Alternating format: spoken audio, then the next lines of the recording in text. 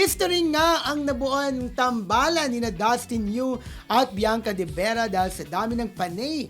Nagpa-black screening sa isang araw ng kanilang pelikula.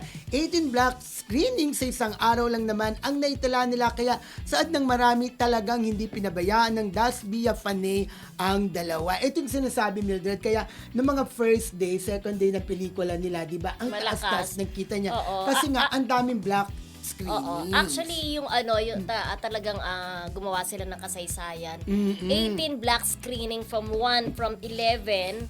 Teka, may oras dito. From 1 p.m. to 11 p.m. Sabay-sabay yan. 18 cinemas sa Gateway Mall pa lamang. Grabe. At 3 naman outside. First time daw nangyari yan, sabi ng mga Dasbia ha. Parang Dasbia mark a historic milestone as the first love team to mount an exclusive fan-organized black screening on a massive scale, setting a new benchmark for fan support in Philippine cinema. Ito kasi lagi ang black screening, di ba? Tulad din natin dati sa My Love Will Make You Disappear. Lagi nilang pinipili magpa-black screening sa first day. Correct. Di ba? Laging sa unang araw. Kaya pala, medyo maganda din ang ranking nung no? Oo. Yung Love Di You ba, So binalita Bad. natin Oo. dito na isa sa mga nangunguna, isa sa malakas, correct. yung pelikulang Love You So Bad. Kasi nga, napakaraming black screening. Actually, malaking tulong talaga counted yun yung public screening, di ba? So, sa dami ng mga fanay ng Dasbia at Wilka, syempre, gagaso sila, pakita lang nila, teka lang, kawawa yung movie ng idol namin kapag hindi sila kumilos, di ba? Kaya kasi wala gumasos sila.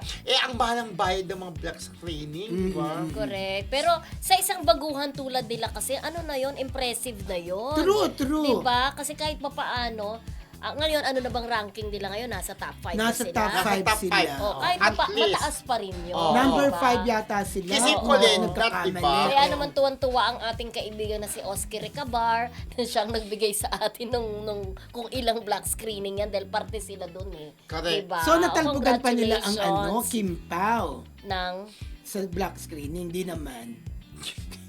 Hindi ko alam. Ito lang, hindi ko ma-compare ha. Hindi ko ma-compare. Hindi, di ba yung mga Kim Pao, ang sipag-sipag, Kim Pao fans, ang Oo, pero sipag-sipag mag-black pero screening. mahirap siguro i-compare Oo. kasi Metro Manila Film Festival naman ito. Alam naman natin talaga pag Metro Manila Film Festival ay marami talagang nanonood, 'di ba? Iba talaga ang kumbaga ang Hindi rin, atmosphere wala namang pagka- pinagkaiba yan kung gusto mo Pero wag din magpa-black natin screening. i-compare kasi Oo. marami rin naman black screening ang Kim Pao. Yes, So, hindi oo. tayo dito para ma-compare natin kasi successful din naman yung My Love Will Make You Disappear. Correct. Successful din naman ang At marami rin talaga Oo. nagpa-black screening sa My Love Will Make You Disappear.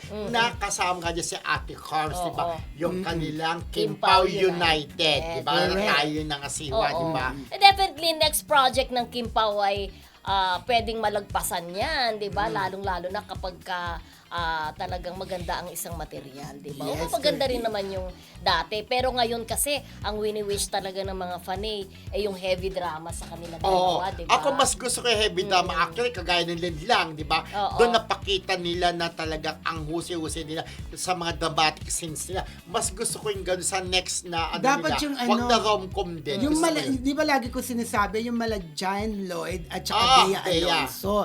Mga ganung pelikula. Kagaya nung di ba yung napanood natin, Red, ano ba yung 1-1, yung My Secret, tapos may part 2, ano ba ang title nun, yung Basha, yung Bea din na One Basha. More Chance, saka Second Chance, tsaka parang ganon. Yan, nandun tayo, di ba, ang Oo. ganda ng drama.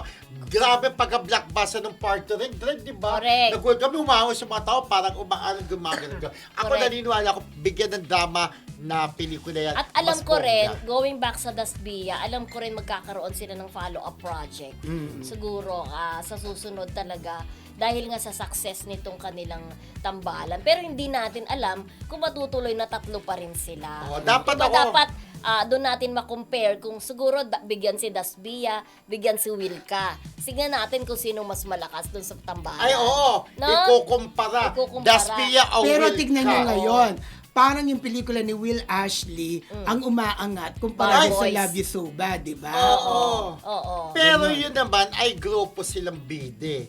Grupo Hindi pa rin naman. natin masabi. Hindi na, oo. Oo. Kaya siguro, di ba sabi nga, kapag ka maganda yung pelikula, yung word of mouth, sabi, ay panoorin niya, ang ganda yung magugustuhan mo. Kagaya nga Don de Sermino, kinento sa atin, ang ganda ng Maganda Bar yung movie, Boys. oo. So papanoorin ko na yung ganyo ko, panoorin Okay. ko. Dahil din kay Carlo Aquino.